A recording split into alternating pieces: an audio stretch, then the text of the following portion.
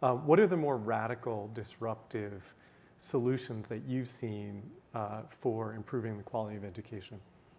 So when we think about innovation, we don't just think technology. They're not the same. There are other innovations. But we do think that technology right now has the power to be incredibly helpful to the conversation we even had earlier about class size and to the things that teachers want. Teachers want to be able to differentiate for kids in the classroom. Teachers want to be able to have their own personal learning be very adapted to their needs. Teachers want tools and supports that will help them meet those college level and career level standards, and there are emerging technologies that are really designed to do that. So we've been excited about 2 or 3 things. One is the work that's going on across the country in schools that are combining the best of face-to-face teaching with good technology, where kids can work in small groups with technology, one-on-one, where they can go out of the school and have access, and where they are more able to pursue a plan that is personalized and individualized to them and really taps their own interests. So we've been funding through something we call Next Generation Challenges over the last few years about 150 new school models.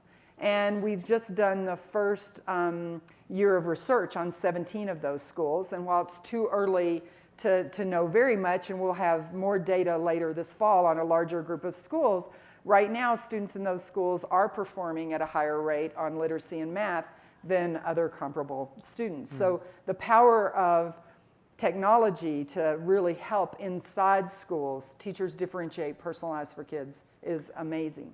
And got a lot of potential. And now there are 5 or 6 districts across the country actually beginning to try that out in more and more of their schools and move more directly to a personalized model.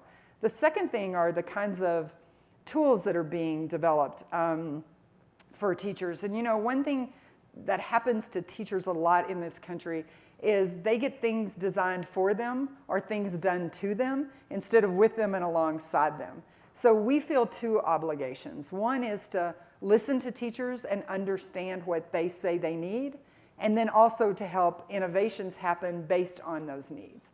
So we have, been funding a number of challenges where we see big gaps in the market. So many of you, I'm sure, are familiar with, you know, Khan Academy and some other tools that are out there in math, but there's been very little in literacy. So we issued a challenge a year or so ago now for new literacy tools, and there are several of those that are very promising and making good strides, and multiples of those so that teachers don't just have one choice, they can have multiple choices out in the market. And those entrepreneurs have really been working closely with teachers to design those. More recently, we did a survey called Teachers Know Best. You can find it out on the web. We surveyed 3,000 tech-savvy teachers and asked them what they thought about a lot of the tools that are out there in the market, and more than half of them said, not so much. They either don't get the results we want or they don't address the things that we really believe we need in the classroom.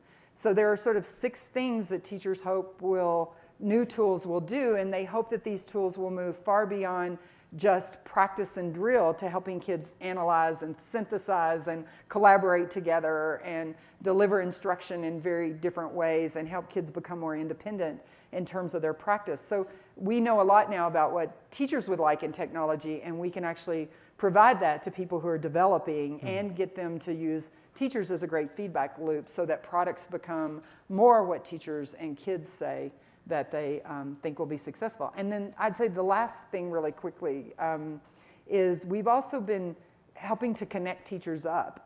You know, teachers, as I said, have felt pretty isolated and unable to connect in the ways that they want. So there have been lots of tools for starting to connect teachers, and we've been funding teacher networks. So teachers say, we want to form a network around this so we can learn together, and we've been starting to fund a lot of teacher networks. But you also see a bunch of things that are, you know, where teachers are coming together, like on Share My Lesson and Learn Zillion. There's just a number of Teaching Channel. There's a number of things out there that are starting to be really powerful places for teachers to interact and co-design.